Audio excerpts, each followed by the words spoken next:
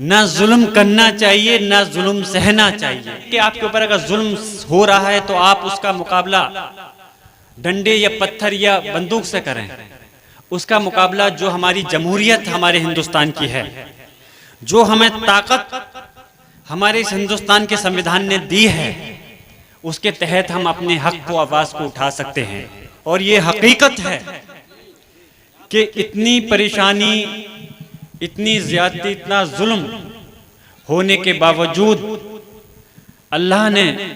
उस परेशानी को दीवार बना कर करके रोका, तो पता नहीं कि किसकी दुआ काम कर गई।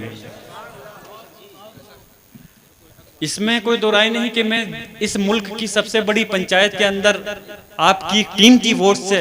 पहुंचा हूं। मैं ज्यादा लंबी बात मैं नहीं करूंगा क्योंकि दीनी जलसा है। मैं चाहूंगा जो हमारे उलमाए कराम हैं वही रोशनी डालें, लेकिन चंद अल्फाज कह करके रुखसत दूंगा कि जो वहां पहुंचने के बाद में मैं वहां महसूस ये करता हूं कि जब मुझको इतना कीमती वोट दे करके मेरे कौम के लोगों ने या मेरे क्षेत्र के लोगों ने, गरीब मजदूर लोगों ने, सब लोगों ने मिलकर के अगर मुझे इस मुकाम तक पहुंचाया है, तो वहां मकसद मेरा ये नहीं कि मैं अपने होठों पे ताला लगा करके बैठ जाऊं। जी जी, वाह क्या बात। तो जब भी जरूरत पड़ती है, अल्लाह के करम से इस बात को मैं फख्र से कह सकता हूं कि जहां भी मैं देखता हूं कि सड़क से लेकर और इस हिंदुस्तान की सबसे बड़ी पंचायत संसद के अंदर भी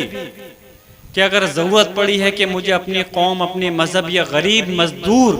क्योंकि हमारा मजहब इस्लाम भी सिखाता है कि अगर किसी दूसरे मजहब के लोग पे भी ज्यादती हो तो आपको हक के लिए आवाज उठानी चाहिए जी।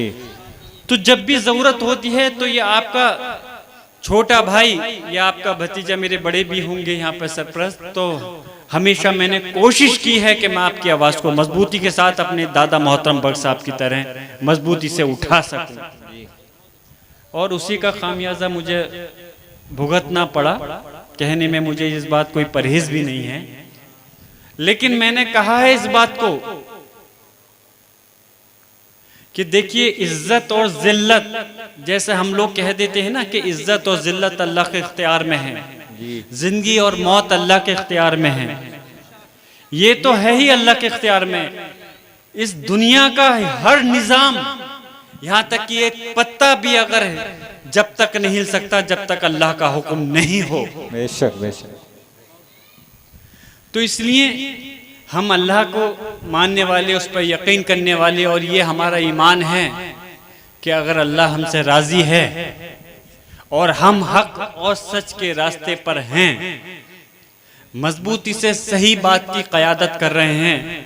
तो इंशाअल्लाह ताला दुनिया की कोई भी ताकत हमारा कोई बाल भी बाका नहीं कर सकती है।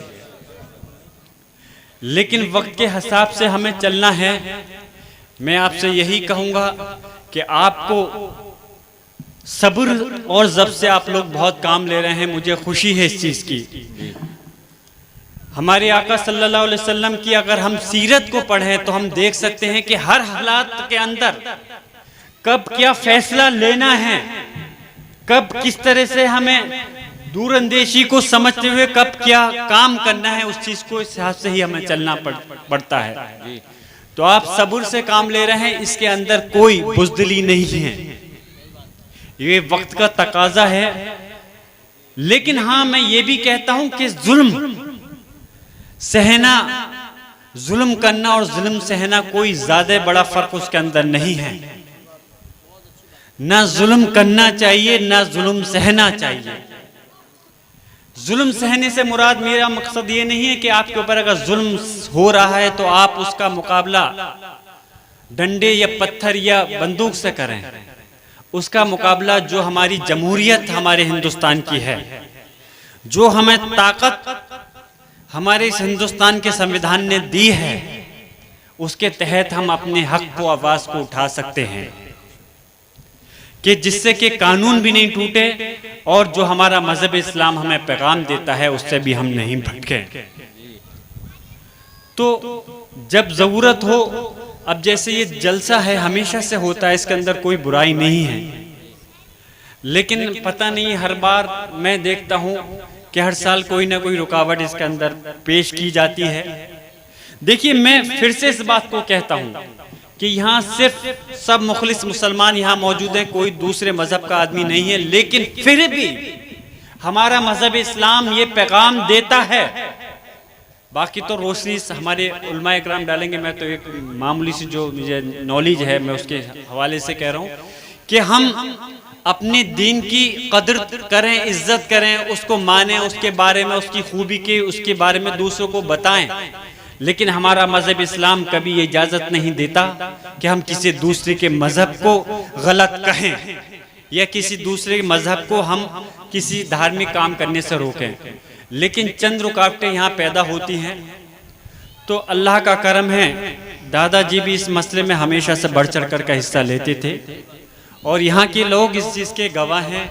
कि जहाँ कब भी ज़रूरत पड़ती है, अभी भी जब ज़रूरत पड़ी तो अधिकारियों, जो सीनियर अधिकारी हैं, सबसे मैंने बात कर करके कहा क्या मतलब बनता है, हमारे हक की बात को आप हमसे कैसे छीन सकते हो। जब हमेशा से जलसा होता है तो आप रुकावट कैसे डाल सकते हो इसके अंदर, हमेशा से होता है और ये कोई गैर कानूनी नहीं है। जब ये होता है तो इसकी परमिशन जैसे पहले थी ऐसी आपको अब देनी पड़ेगी। तो अल्लाह का करम है कि परमिशन हुई और जलसा हो रहा है और एक